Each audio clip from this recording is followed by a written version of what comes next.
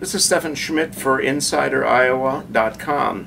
We've had a very busy summer season with candidates coming to Iowa. We've had a debate and a straw poll. And now the race for the Republican Party nomination for president really becomes intense, because now the candidates are strategizing about the Iowa caucuses in February. They are looking at how to do well in New Hampshire and South Carolina. That's sort of the three states, Iowa, New Hampshire, and South Carolina, that are in play at the beginning. Of course, later, the rest of the states across the United States also become important.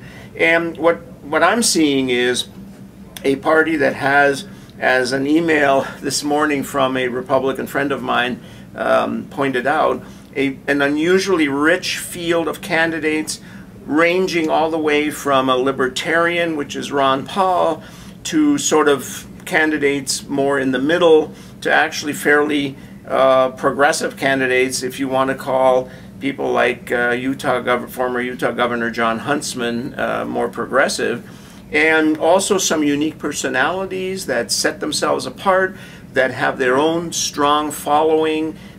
We tend to think that the Republican Party is controlled by the Tea Party movement. That's actually not true.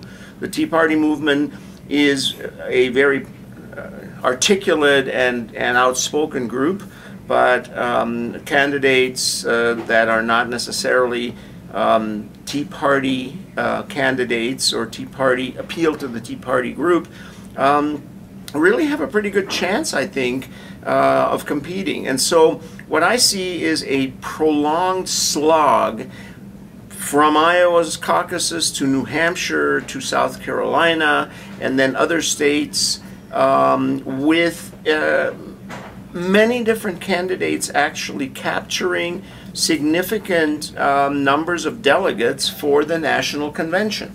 What we have to keep in mind, and it hasn't really been discussed much by the news media in general, is all of this is a race to obtain the necessary number of Republican delegates at the national convention to be the nominee of the party.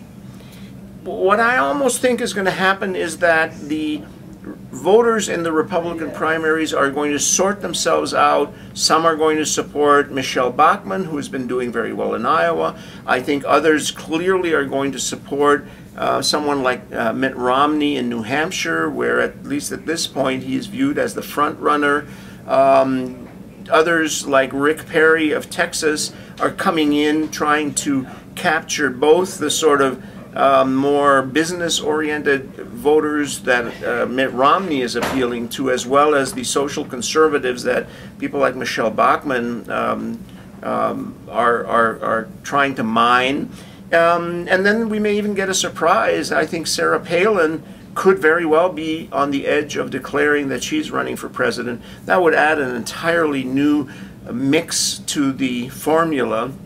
And then, of course, you have others like Rick Santorum and so on, who are probably going to try and stay in the race. And if they stay in, we could see a 50-state race in which the candidates will be pursuing delegates across the country, collecting them. We will be essentially doing brackets where we will say, well, you know, so-and-so is now so far behind that they're pretty much eliminated, and we'll be looking to see who finally ends up, you know, at the end having enough delegates. And this could very well happen. No one will have enough delegates. There have been conventions where no candidate in the primaries and caucuses had enough delegates to get the nomination.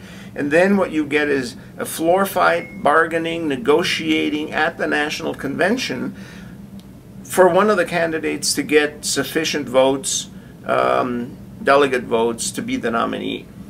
And that makes for a very interesting convention. I mean, I think it would be fascinating for us who are interested in politics to see that. And in that particular case, some of these candidates that are now in may have a very long shelf life. In other words, they may be able to slog along collecting delegates all the way until the summer of 2012. The reason is that the Republican Party is fairly divided. It's divided between social conservatives and even subdivided between social conservatives and those who are faith-based evangelical social conservatives, and those two don't necessarily agree on a lot of issues. You have people who are more business conservatives, who are more interested in the issues of taxes and budget deficits and the economy, and then you have others like Ron Paul, who are basically Republicans, but they are libertarians, and so they are appealing to an another entirely different subgroup of people. Ron Paul has his own following, people who really like Ron Paul, and I've talked to some of them, and they've frankly told me that they would not vote for anyone except Ron Paul. They don't like the U.S. expending so much money to fight wars overseas, which Ron Paul is opposed to, and some of these other issues. So it could very well be that we'll see a long political season ending up at the National Convention. I hope I'm right, because that would be the most interesting and fun way to see this all develop over the next months. Steffen Schmidt for InsiderIowa.com.